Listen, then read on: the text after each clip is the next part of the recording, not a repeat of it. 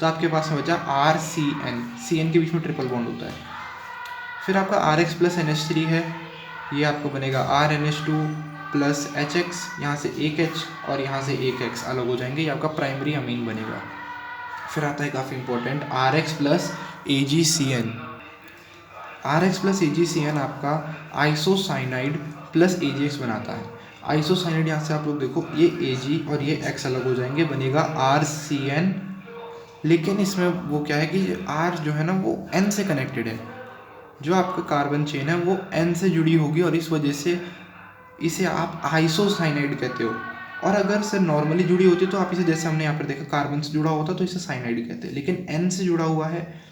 ये आपका जो बाइडेंटेट एम्पीडेंटेट न्यूक्लियोफाइल होता है, जो कि दोनों जगह से जो है अटैक कर सकता है, N से भी अटैक हो सकता है और C से भी अटैक हो सकता है। तो इस वजह से यहाँ पर जो है एक बार ही आप लोग देखो इसकी रिएक्शन आपको ऐसे दिखेगी जिसमें कार्बन अटैच्ड है, एक बार नाइट्रोजन अटैच्ड है आपकी कार्बन चेन से, तो ये बनाता है साइनाइड और ये बनाता है आइसोसाइनाइड। नेक्स्ट आपके RX की रिएक्शन KNO2 से। KNO2 भी जो है वो दोनों तरफ से अटैक कर सकता है, एक बार N से एक बार O से। यहाँ पे आप देखो O से कनेक्टेड है तो इसका नाम हो जाएगा एल्काइल नाइट्राइट, इसमें आपका KX अलग हो जाएगा और RNO2 से जुड़ा जाएगा, लेकिन दो तरीक़ों से जुड़ता है। एक बार O से जुड़ेगा तो यहाँ पर क्या होगा, एल्काइल नाइट्राइट इसका नाम होगा, और दूसरी बारी अगर आप RX की रिएक्शन कराते हो AgNO2 के साथ तो AgX अलग हो गया। इस बारी Ag की वजह से अब जो R है आपका R ग्रुप, ये जुड़ेगा इस बारी N से, नाम होगा नाइट्रो एल्केन। क्या नाम होगा इसका, नाइट्रो एल्केन। ये देखो जो हम बात कर रहे थे अभी एम्पीडेंट न्यूक्लियोफाइल की, वो न्यूक्लियोफाइल जो दोनों साइड से अटैक कर सकते हैं, इसमें आपका आता है CN आ गया, इसमें आपका NH3 सॉरी NO2 आपका आ गया, ये NO2, इस NO2 ये और CN, ये आपके एम्पीडेंट न्यूक्लियोफाइल है, दोनों साइड से अटैक यहाँ पर कर सकते हैं। कार्बन से भी ये जुड़ सकता है, कार्बन भी बॉन्ड बना सकता है और N भी जो है वो जुड़ सकता है। अगर आपका यहाँ पर CN, if in CN attack take place from, अगर अटैक जो है वो कार्बन से होता नहीं, कार्बन जुड़ता है तो नाम पड़ेगा साइनाइड। अगर नाइट्रोजन जुड़ता है तो नाम होगा आइसोसाइनाइड। इसी तरीके से अगर NO2 में बात करें, NO2 if attack take place from, N से अगर अटैक टेक प्लेस, यानी कि अगर N से अटैक होता है तो नाइट्रो, अगर O से होता है तो नाइट्रीटो, क्या नाम होगा, नाइट्रीटो। अब हम आते हैं nucleophilic substitution reaction of first order या फिर SN1 मैकेनिज्म, इसे आप कह लो न्यूक्लियोफिलिक सब्स्टिट्यूशन रिएक्शन यूनिमोलिकुलर।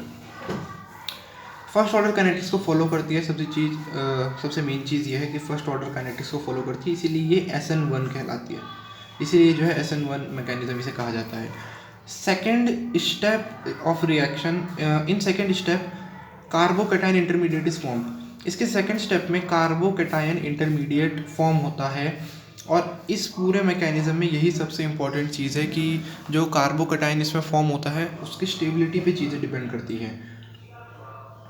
जो आपका रिएक्टिविटी है वो डिपेंड करती है कि कितना स्टेबल कार्बोकैटायन आपका बना है। ये रिएक्शन है, आप लोग देखो यहाँ पे इसकी रिएक्शन हो गई और इसमें से Br हट गया, तो Br हटेगा तो यहाँ पे प्लस चार्ज आ जाएगा। प्लस चार्ज को आप कहते हो कार्बन पे प्लस चार्ज इस कार्बोकैटायन आपका, दिस इज योर कार्बोकैटायन। और ये जितना स्टेबल होगा, ये जितना ज़्यादा स्टेबल होगा उतना ही रिएक्टिव आपके न्यूक्लियोफिलिक सब्स्टिट्यूशन का कोई चीज़ होगा। तो न्यूक्लियोफिलिक सब्स्टिट्यूशन रिएक्शन में अगर आपको किसी की रिएक्टिविटी का पता लगाना है तो आपको ये चीज़ देखनी होगी कि कार्बोकैटायन कितना स्टेबल है। First step is slow and reversible, पहला स्टेप जो स्लो है और आप लोग देख सकते हो रिवर्सिबल भी है। It evolve the carbon Br bond breaking for which energy is opt through solvation of halide ion. ये जो आपका आयन अलग हुआ है, इसका जब सॉल्वेशन होगा तो वहाँ से एक्चुअल में ये एनर्जी गेन करता है इसको तोड़ने के लिए, और कार्बोकैटायन इंटरमीडिएट आपका बनता है। ये दो स्टेप की रिएक्शन है, फर्स्ट स्टेप यहाँ पर है। और SN1 मैकेनिज्म जो है वो polar protic solvent like water, alcohol, यहाँ पर जो है इन टाइप के सॉल्वेंट्स में ही ये SN1 मैकेनिज्म जो है आपका वो होता है। सेकेंड स्टेप में अगर हम देखें तो यहाँ पर ये जो कार्बोकेटाइन इंटरमीडिएट बना था, अब ये किसी न्यूक्लियोफाइल के साथ रिएक्ट करेगा, जैसे कि OH। ये रिएक्शन फास्ट होगी और आपका जो है इसके साथ में यहाँ पे आके जुड़ जाएगा। तो ये वही है, बस CH3 होल थ्राइस यानी कि 3 CH3 कार्बन पे OH जुड़ गया। इसमें ऑर्डर ऑफ रिएक्टिविटी होती है 3 degree is more stable then 2 degree and 2 degree is greater than 1 degree. तो 3, 2, 1 आपका जो है ये ऑर्डर ऑफ रिएक्टिविटी हो गया। इसमें 3 डिग्री सबसे ज़्यादा रिएक्टिव क्यों है? क्योंकि मोस्ट स्टेबल कार्बोकेटाइन जो है वो बनाता है, 3 डिग्री मोस्ट स्टेबल कार्बोकेटाइन बनाता है। न्यूक्लियोफिलिक सब्स्टिट्यूशन बायोमोलिकुलर या फिर ऑफ सेकेंड ऑर्डर SN2 जो है नाम से ही SN2 यानी कि सेकेंड ऑर्डर काइनेटिक्स को ये जो है फॉलो करता है। इसमें अगर हम बात करें तो कार्बोकेटाइन इंटरमीडिएट नहीं बनता, ये ट्रांजिशन स्टेट में आता है। यानी कि कैसी स्टेट? जिसमें आप यहाँ पर देख रहे हो कि OH जुड़ रहा है और Cl जो है ना वो हट रहा है। ये OH का जुड़ना, Cl का हटना, इसी को आप ट्रांजिशन स्टेट कहते हो, जहाँ पर ये ट्रांसफॉर्म हो रहा है, चेंज हो रहा है।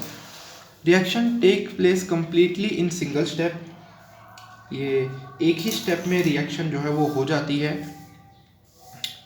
यानी कि रिएक्शन इज एलिमेंट्री, एक ही स्टेप में आपकी रिएक्शन यहाँ पर हो रही है। ऑर्डर ऑफ रिएक्टिविटी होती है 1, 2 और 3।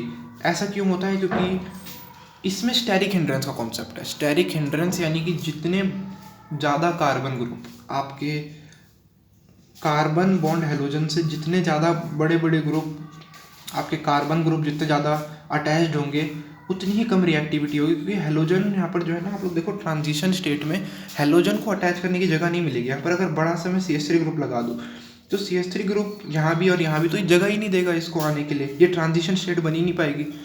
इस वजह से इसकी जो ऑर्डर ऑफ रिएक्टिविटी है वो डिपेंड करती है स्टेरिक हिंड्रेंस पे, कि कितने छोटे छोटे ग्रुप यहाँ पर जो है ना आपने कनेक्ट कर रखे हैं, या कितने कम बड़े ग्रुप आपने कनेक्ट कर रहे हैं। तो सबसे ज़्यादा बड़े बड़े ग्रुप CH3 ग्रुप बड़े होते हैं, तो सबसे ज़्यादा कार्बन जो है वो 3 डिग्री में होते हैं अटैच्ड, है ना। फिर 2 डिग्री में जो है वो 2 कार्बन होंगे, 1 डिग्री में एक ही कार्बन अटैच्ड होगा। तो इस वजह से ऑर्डर ऑफ रिएक्टिविटी यहाँ पे 1, 2, 3 होता है। More number of carbon attached to more number of carbon attached lesser will be the reactivity. फिर आता है हम कायरल कार्बन या फिर एसिमेट्रिक कार्बन क्या होता है। कायरल कार्बन को सीधा सीधा हम समझ सकते हैं कि कार्बन पे 4 डिफरेंट अगर आपके चीज़ें जुड़ी हुई है, 4 डिफरेंट ग्रुप्स अगर आपके जुड़े हुए हैं, उसे आप कायरल कार्बन कह देते हो, या एसिमेट्रिक कार्बन भी से कहते हो। सिमेट्री है ही कहाँ, सब अलग अलग यहाँ पर जो है जुड़ा हुआ है। जैसे ये इसलिए मैंने अलग नाम दिया A, B, X और Y। यहाँ पर A अलग होगा, B अलग होगा, X अलग होगा, Y अलग होगा, डिफरेंट डिफरेंट कार्बन होंगे। और एक कायरल कार्बन, और ये आगे बात करेंगे, कायरल कार्बन अगर कहीं पे होता है तो वो फिर क्या कर देता है, कंपाउंड को ऑप्टिकली एक्टिव कर देता है, अगर 1 कायरल कार्बन जो है वो प्रेजेंट है तो। फिर यहाँ पर पहले बात करते हैं कायरल मॉलिक्यूल की। कायरल मॉलिक्यूल क्या हुआ? Chiral molecule are those molecule which does not superimpose on their mirror image, और this property is known as chirality. किसी भी कार्बन की, आपको किसी भी कंपाउंड की कायरलिटी चेक करनी है, आप कैसे करोगे?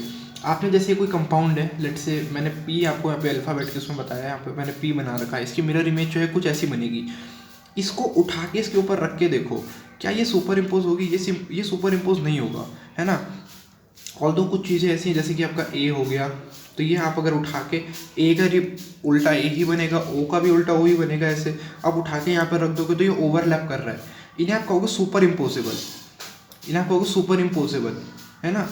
लेकिन कायरलिटी जो है, कायरल मॉलिक्यूल जो है वही होगा जिसमें सुपर इम्पोज ना हो रही हो, यानी कि जो कंपाउंड अपनी मिरर इमेज के साथ सुपर इम्पोज ना होए, जो नॉन सुपर इम्पोजिबल हो on their mirror image, those molecule are known as chiral molecule. और ये प्रॉपर्टी सुपर इम्पोज ना होने की जो प्रॉपर्टी है, ये कायरलिटी कहलाती है। First is a chiral molecule those are super imposable. अब कायरल मॉलिक्यूल वो जो सुपर इम्पोज ना हो, और एक कायरल वो जो सुपर इम्पोज हो जाए। यहाँ पे आपका ये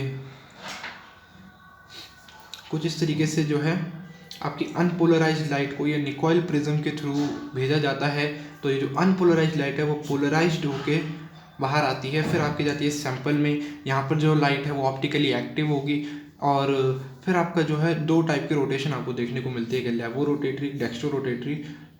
है ना। 2 टाइप के आपके optically active compound, optically active compound ये 2 टाइप के होते हैं, लेवो और डेक्स्ट्रो। तो कुछ लाइट लेफ्ट को रोटेट होगी, कुछ राइट को होगी। लेवो रोटेटरी को माइनस से दिखाया जाता है, एल से दिखाया जाता है, और डेक्स्ट्रो को आप प्लस साइन या डी से भी दिखाते हो। Optically active compound are those compound which can rotate polarised light, which can rotate polarized light to change its angle of propagation। तो वो कंपाउंड जो लाइट, पोलराइज्ड लाइट को क्या कर सके, रोटेट कर सके, उनका एंगल ऑफ प्रोपोगेशन चेंज कर सके, उन्हें आप ऑप्टिकली एक्टिव कहते हो। 2 टाइप के होते हैं, लेवोरोटेटरी, इसे आप एल या माइनस से भी दिखाते हो, और डेक्स्ट्रोरोटेटरी से आप डी और प्लस से भी दिखाते हो। ऑर्गेनिक कंपाउंड हैविंग, ये मैंने अभी बात करी थी, organic compound having only 1 chiral carbon is always optically active. ये इंपॉर्टेंट भी है, ये चीज़ इंपॉर्टेंट भी है कि वो ऑर्गेनिक कंपाउंड जिसपे केवल एक ही कायरल कार्बन होता है वो हमेशा ऑप्टिकली एक्टिव होगा। If more than 1 chiral carbon are there, it will be optically active only when it lacks in all type of symmetry and its mirror image is non super imposable। अगर एक से ज़्यादा chiral carbon है तो हमें check करना पड़ेगा कि इसकी जो ये जो है अपनी मिरर इमेज के साथ सुपर इम्पोज तो नहीं हो रहा है ना। अगर सुपर इम्पोज हो रहा होगा तो वो क्या नहीं होगा, आपका ऑप्टिकली एक्टिव कंपाउंड नहीं होगा। Next is racemic mixture. Racemic mixture equimolar mixture होता है आपके 2 इनैंशोमर्स का। अब इनैंशोमर्स क्या हुए, इनैंशोमर पहले पढ़ेंगे। इनैंशोमर है non super imposable mirror image of an optically active compound. Optically active compound की नॉन सुपर इम्पोजेबल जो मिरर इमेज है उसको आप इनैंशोमर कहते हो। They are identical physical and their chemical properties, यानी कि इनके जो they have identical physical and chemical properties, यानी कि इनकी जो फिजिकल प्रॉपर्टीज और केमिकल प्रॉपर्टीज है वो लगभग सेम होती है, लेकिन but they only differ in the rotation of polarised light. यानी कि एक इनैंशोमर अगर लेवो रोटेटरी है तो दूसरा आपका जो है वो डेक्स्ट्रो रोटेटरी होगा। और रेसमिक मिक्सचर वो है, वो इसी को कहा जाता है जब इक्वल मोल में लिया जाता है 2 इनैंशोमर को। इनैंशोमर जो है ना वो डिफरेंट होता है, लाइक एक लेफ्ट में लाइट को रोटेट करेगा तो दूसरा वाला जो है इनैंशोमर, अगर हम कह रहे हैं कि 2 इनैंशोमर है यानी कि एक दूसरे के इनैंशोमर है, एक दूसरे के इनैंशोमर यानी कि एक दूसरे के अपोजिट है, एक लाइट को लेफ्ट की तरफ रोटेट कर रहा है तो दूसरा राइट की तरफ रोटेट करेगा। और रेसमिक मिक्सचर जो है ना वो इन्हीं का इक्वल मोल का मिक्सचर होता है 2 इनैंशोमर का। तो यहाँ पर आपको जो है दिखेगा कि डी और एल, यानी कि एक डी की तरफ लाइट को रोटेट करेगा है ना, एक एल की तरफ, इसलिए इसे डी एल से भी दिखाया जाता है, प्लस माइनस से भी इसे दिखाया जाता है। और racemic mixtures are optically active. Racemic mixture जो है वो ऑप्टिकली एक्टिव होते हैं। अच्छा, इनैंशोमर का एक बेस्ट एग्जांपल है जैसे आपका बायोमोलिक्यूल चैप्टर में D glucose and L glucose, ये दोनों एक दूसरे के इनैंशोमर्स हैं। अब मैं रेसमिक मिक्सचर कह रहा हूँ, मैं कह रहा हूँ रेसमिक मिक्सचर जो है ना 2 इनैंशोमर का है, तो मैंने डी ग्लूकोज और एल ग्लूकोज को मिला दिया। लेट्स से मैंने इक्वल मोल में मिलाया है ना, मैंने इक्वल मोल में जब इन दोनों को मिलाया तो मेरा रेसमिक मिक्सचर बनेगा, यानी कि ये जो है ना कोई एक तरफ को लाइट रोटेट नहीं करेंगे। एक मान लो उतने ही अमाउंट में लाइट लेफ्ट को रोटेट कर रहा है तो एक उतनी अमाउंट की लाइट राइट को रोटेट कर रहा है। Next is racemisation. रेसमाइजेशन जो है आपका वो होता है process of conversion of D और L form of optically active compound, यानी कि जो प्रोसेस होता है कन्वर्जन का आपका डी यानी कि डेक्स्ट्रो रोटेटरी या levo rotatory form of optically active compound, इसको आप रेसमाइजेशन कहते हो। Next is inversion. If relative 3D arrangement of group of substituent at an asymmetric carbon atom become opposite as compared to reactant after the reaction is called inversion। सीधी सी बात है, यानी कि पहले का उल्टा जब आपका जो है ना वो आप कह लो अरेंजमेंट हो जाए। यहाँ पे आप लोग देखो C2H5 है, यहाँ पे हेलोजन जो है ना वो किस साइड को है, मेरी लेफ्ट साइड को है। यहाँ पर ये लेफ्ट साइड को यहाँ पर हेलोजन अटैच्ड है, CH3 नीचे है और हाइड्रोजन जो है वो राइट साइड को है। अब आप लोग देखो इसका इन्वर्जन हो गया, ये दिस इज रिएक्टेंट ओके, और ये कायरल है, आप देखो चारों अलग अलग ग्रुप इसमें अटैच्ड है, तो इसका इन्वर्जन हो गया, यानी कि जो ग्रुप अभी तक राइट में था H वो लेफ्ट में आ चुका है। जो CH3 आप लोग देखो डाउन यानी कि राइट साइड को था हल्का सा, वो लेफ्ट को आ चुका है। हैलोजन जो लेफ्ट को था वो राइट को आ चुका है, तो यहाँ पर आप कहोगे इसका इन्वर्जन हो गया, इसका इन्वर्जन हो गया। Stereochemical aspect of SN2 reaction. What are the stereochemical aspect of SN2 reaction? In SN2 mechanism, nucleophile can attack on the opposite side where the halogen is attached. Nucleophile जो है वो attack करता है opposite side of halogen, यानी कि जहाँ पे halogen जुड़ा होगा उसके उल्टी साइड से ही जो है क्या होता है, अटैक होता है SN2 मैकेनिज्म में। फिर आता है stereochemical aspect of SN1 mechanism. SN1 में जो प्रोडक्ट ऑप्टेन होता है उस पहले तो रेसमिक मिक्सचर होता है, product opt is a racemic mixture. कार्बोकटाइन intermediate is formed. SN1 में आपका कार्बोकटाइन इंटरमीडिएट होता है और वो स्लो स्टेप में बनता है ना। Being planar species, therefore attack can take place from either side of carbocation. SN2 में आपका जो है मैंने आपको बताया ट्रांजिशन स्टेट आती है। ट्रांजिशन स्टेट यानी कि एक लीव आपका एक हट रहा होगा और दूसरा जुड़ रहा होगा, तो हैलोजन के अपोजिट साइड से ही वो अटैच होगा। लेकिन इसमें आपका SN1 में क्या होता है कि वो हट जाता है, उसके बाद में आपका न्यूक्लियोफाइल जुड़ता है। हैलोजन आपका पहले हट जाता है, उसके बाद न्यूक्लियोफाइल जुड़ता है, कार्बोकटाइन पहले बनता है ना। तो इस वजह से अटैक जो है वो कहीं से भी हो सकता है। इसका स्टेप आप लोग देख लो, ये स्लो स्टेप है। यहाँ पर आपका ये कार्बोकटाइन इंटरमीडिएट यहाँ पर बना है और Br इसमें अलग हो गया। अब देखो ये Br अलग हो गया, तो अब जो आपका न्यूक्लियोफाइल है वो यहाँ से भी अटैक कर सकता है, यहाँ से भी अटैक कर सकता है, उसकी जगह ही जगह है। तो इसका आप लोग देखो, एक होता है रिटेंशन और एक हमने इन्वर्जन पढ़ा। रिटेंशन क्या हुआ, रिटेंशन यानी कि पहले जो अरेंजमेंट थी बाद की अरेंजमेंट के बिल्कुल सेम है। पहले की यहाँ पर देखो, यहाँ पर H है, यहाँ पर CH3 है, तो पहले की और बाद की जो आपकी अरेंजमेंट है वो बिल्कुल सेम है। इन्वर्जन यानी कि अरेंजमेंट जो है वो रिएक्टेंट के कंपैरिजन में उल्टी हो गई। यहाँ पर आप लोग CH3 राइट की साइड है, हल्का सा लेफ्ट की साइड है यहाँ पर, है ना। H जो है वो आपका कहाँ की साइड से, लेफ्ट की साइड से, यहाँ पे राइट की साइड आ गया, तो ये इन्वर्जन हो गया।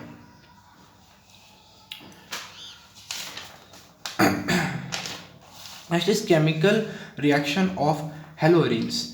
हेलोअरीन्स जो है वो केमिकल रिएक्शन जो है वो शो करते हैं, जैसे nucleophilic substitution reaction of haloarene occur only when undergo drastic conditions because haloarenes are chemically active towards nucleophilic substitution reaction due to chemical reaction जो है हेलोअरीन्स की।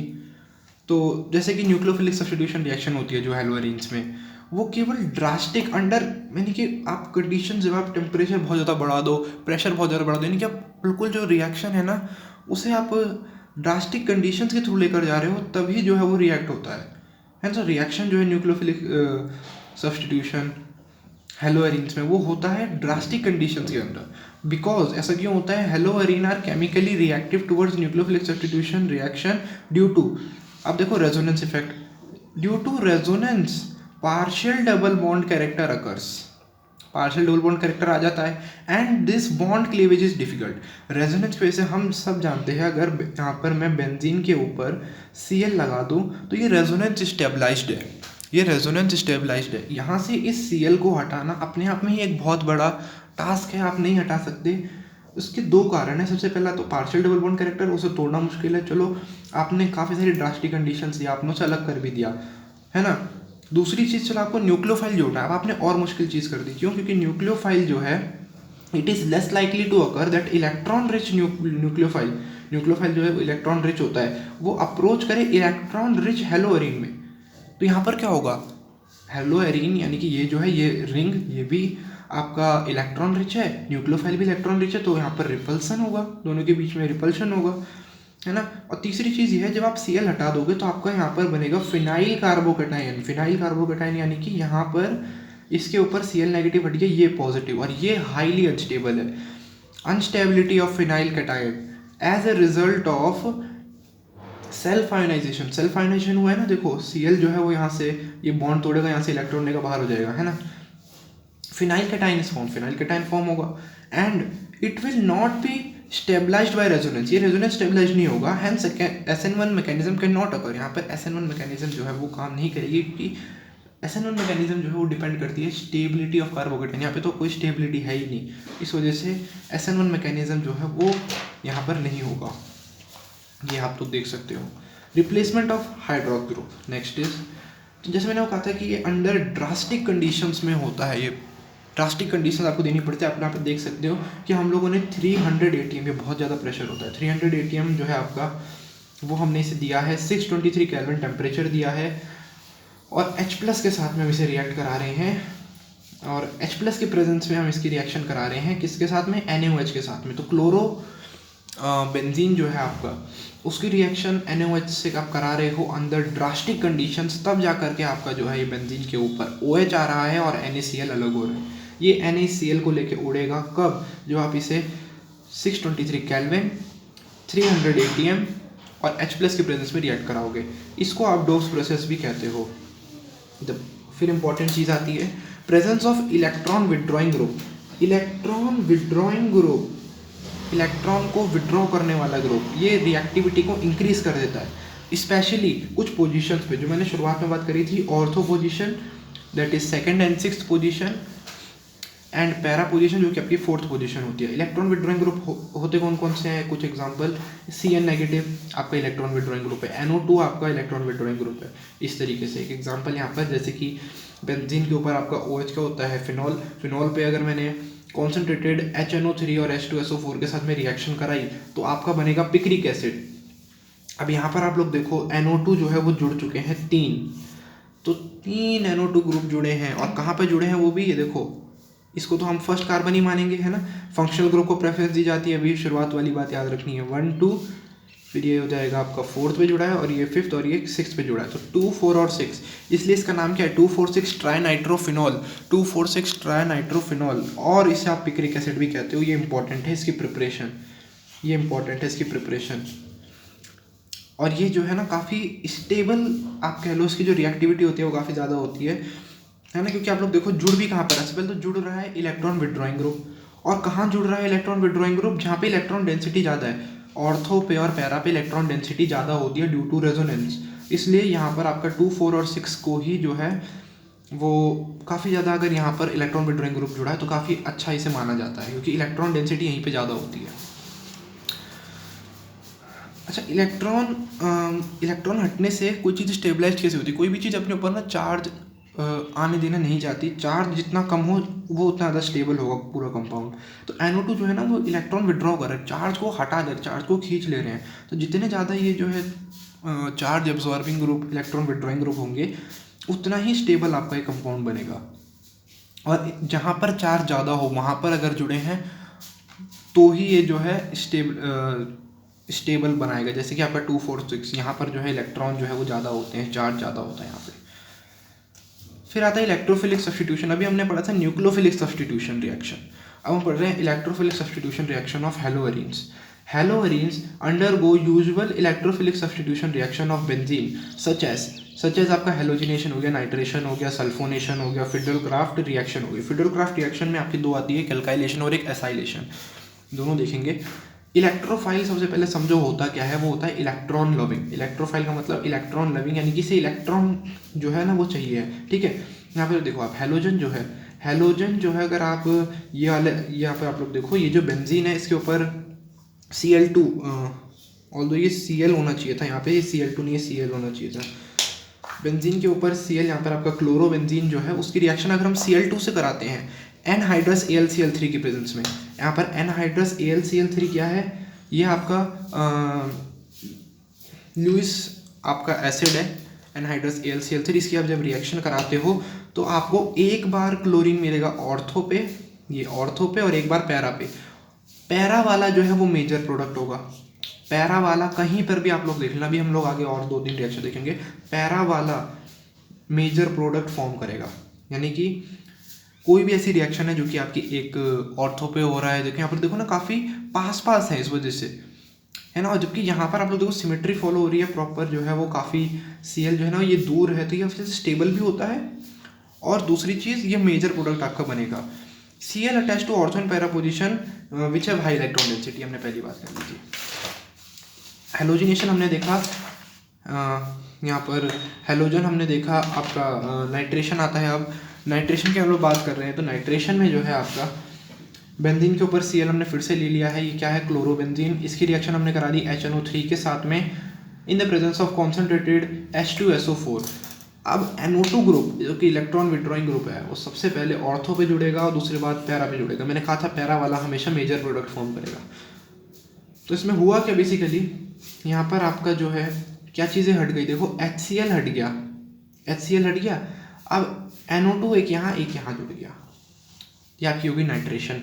रिएक्शन कॉन्सेंट्रेटेड H2SO4 की प्रेजेंस में होगी, ठीक है। Next is sulphonation.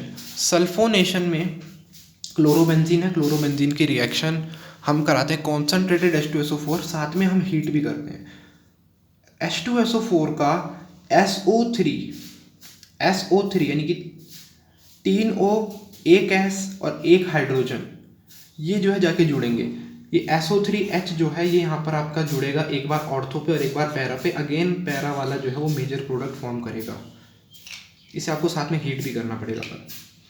Next is federal craft reactions, दो होती हैं, एक है एल्काइलेशन, सबसे पहले देख लेते हैं, सब में सेम ही है। इसमें आपका जो है ये लुइस एसिड एनहाइड्रस ClCl3 हम इसमें यूज़ करेंगे।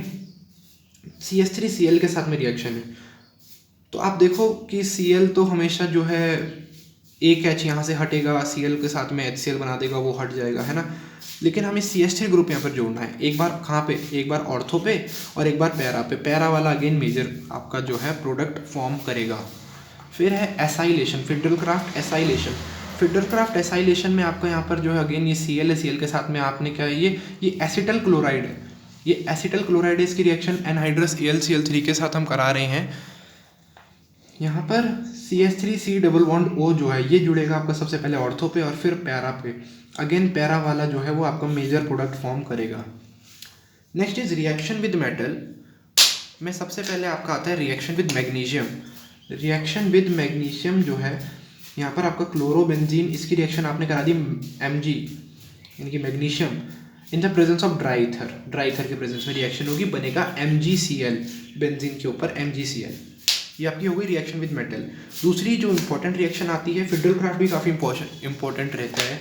फिडरल क्राफ्ट एल्काइलेशन और फिडरल क्राफ्ट एसाइलेशन दोनों इंपॉर्टेंट है। नाइट्रेशन सल्फोनेशन वगैरह भी इंपॉर्टेंट है, पर मेनली जो है फिडरल क्राफ्ट रिएक्शन इंपॉर्टेंट होती है। और ये वुड्स रिएक्शन, फिर इसके बाद हम पढ़ेंगे फटीग रिएक्शन, फिर हम पढ़ेंगे Wurtz Fittig reaction. Wurtz reaction सबसे पहले समझो होती है हेलो एल्केन्स के लिए। हेलो एल्केन्स जैसे आपको यहाँ पर दे दिया RX, चलो 2 ना भी दिया हो तो आपको वो बाद में आप बैलेंसिंग कर सकते हो। RX यानी कि halo alkane in the presence of Na और ड्राई ईथर, यानी कि सोडियम और ड्राई ईथर के प्रेजेंस में। तो ये रिएक्शन कैसे होती है, इससे पहले आपको इसके 2 मोल लेने इसके और 2 मोल लेने इसके। अब आपके पास में 2 RX आ गए, आप उन्हें कुछ इस तरीके से अरेंज करके रख दो, RX है ना, फिर आपके पास में 2Na है तो प्लस 2Na लिख दिया, फिर आपको पहले X लिखना है फिर R लिखना है। ये लिखने का तरीका है ताकि आप प्रोडक्ट क्या बन रहा है ना वो याद रख सको। इसमें आपका X plus 2Na plus X जो है ना वो अलग हो जाएगा, यानी कि 2NaX आपका इसमें से अलग हो जाएगा और R बॉन्ड R आपस में जुड़ जाएंगे, R बॉन्ड R आपस में जो है वो जुड़ जाएंगे कुछ इस तरीके से। ये आपकी हो गई वुड्स रिएक्शन, ये होती है हेलो एल्केन्स के लिए। दूसरी आपकी फटीग रिएक्शन, फटीग रिएक्शन जो होती है हेलो एरीन्स के लिए।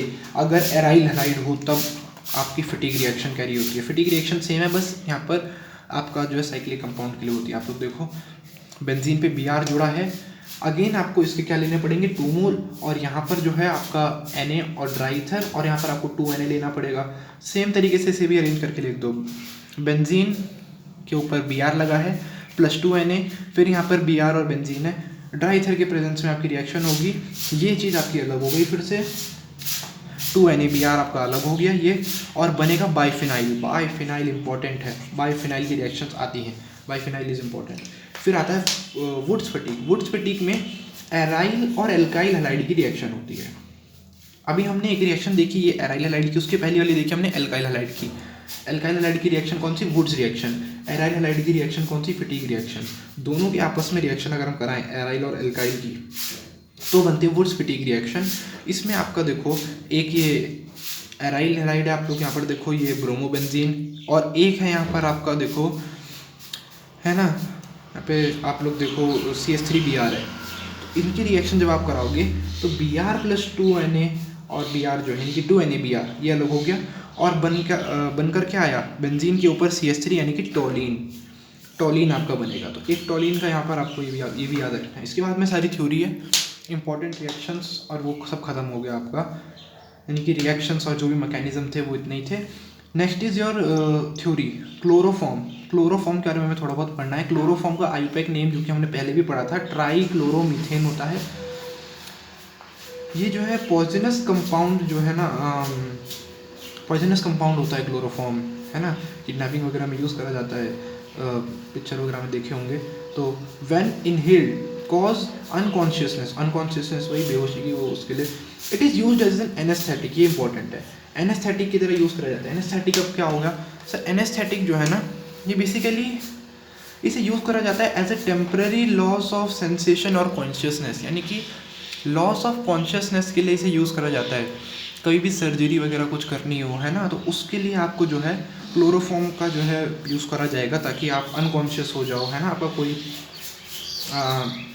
है ना, आपको मतलब अनकॉन्शियस करने के लिए, है ना, लॉस ऑफ सेंसेशन हो ताकि आपकी सर्जरी यहाँ पे करी जा सके। नेक्स्ट इज क्लोरोफॉर्म जो है ना वो स्लोली एक्साइडाइज होता है into poisonous compound called phosgene. ये इंपॉर्टेंट है इसलिए यहाँ पे लिखा भी है मैंने।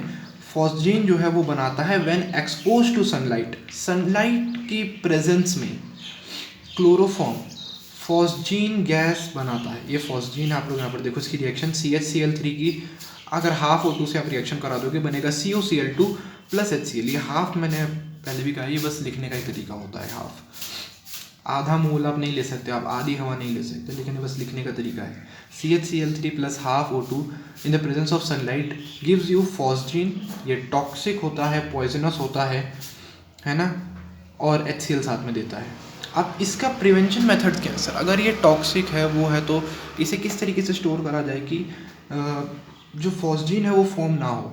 सबसे पहला तो बिल्कुल ऊपर तक भर दो, फिल्ड अप टू ब्रिम।